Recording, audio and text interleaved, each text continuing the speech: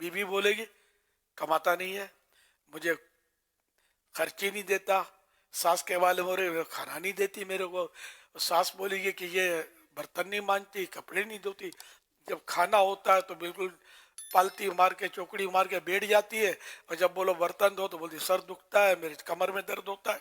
حق مہر کی کوئی مقدار متعین یوں نہیں، زیادہ کے لیے کوئی مطلب متعین نہیں، جتنا بھی زیادہ رکھ سکتے ہیں وہ رکھا جا سکتا ہے۔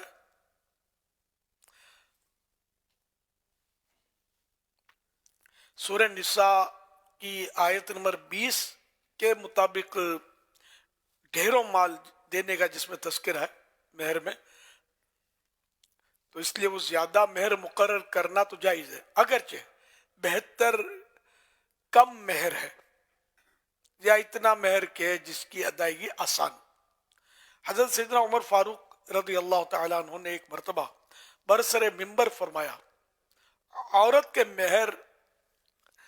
عورت کا مہر زیادہ مقرر نہ کرو۔ ایک عورت نے یہی آیت مبارکہ پڑھ کر کہا، اے امیر المومنین، اللہ ہمیں دیتا ہے اور تم منع کرتے ہو۔ اس پر حضرت عمر فاروق اعظم رضی اللہ تعالی عنہ نے فرمایا، اے عمر، تم سے ہر شخص زیادہ سمجھدار ہے۔ عاجزی کے طور پہ ارشاد فرمایا، اے لوگو، تم جو چاہو مہر مقرر کرو۔ سبحان اللہ، حضرت عمر فاروق اعظم رضی اللہ عنہ کی شان، انصاف اور طہارت نفس کس قدر اعلیٰ تھی۔ اللہ تعالی ہمیں ان کی پیروی کی توفیق عطا فرمائے۔ صلو علی الحبیب صلی اللہ علی محمد۔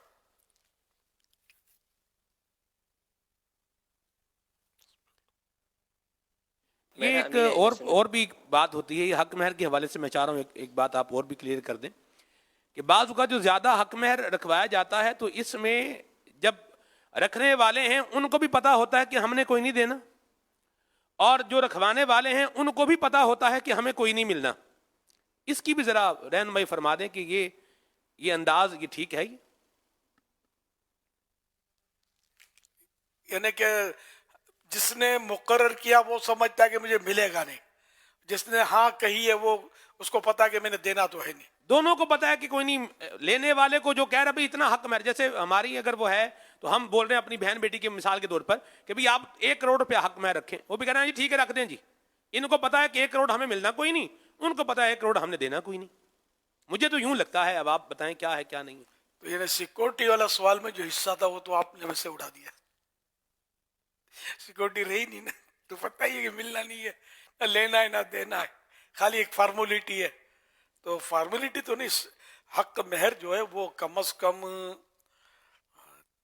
کتنا 3-7 تولے چاندی ہے، میں مقدار بولی ہوں یار، 2 تولے 7.5 ماشے چاندی۔ اچھا ہاں، پونے تین تولے چاندی، 2 تولے 7.5 ماشے چاندی۔ اب یہ پرانا حساب ہے، یہ عوام تو شاید نیو جنریشن تو مشکل سمجھے۔ بہرحال یہ کہ وہ 3.25 تولے وہ چاندی کم از کم یہ حق مہر ہے، یا اس کی رقم جو بھی اس وقت ہو، اور زیادہ کی کوئی قید نہیں، چاہے کروڑوں اربوں خربوں روپے ہو، کوئی قید ہی نہیں اس کی۔ تو بہرحال یہ کہ مہر جو بھی طے ہوا، یعنی اتنا تو یعنی کہ یہ جیسے کہ واجب ہے، اور جو طے ہوا وہ بھی ذرا دینا واجب ہو جائے گا، ایک وعدہ ہو گیا، عہد و پیما ہو گئے کہ ہم اتنا دیں گے۔ تو کم از کم مقدار میں آپ کو بتا دوں کہ کم از کم مقدار 10 درم، یعنی 2 تولے 7.5 ماشے چاندی ہے، جس کی وہ نئے اس میں مطلب ہے کہ آج کل پیمانے میں 30.618 گرام،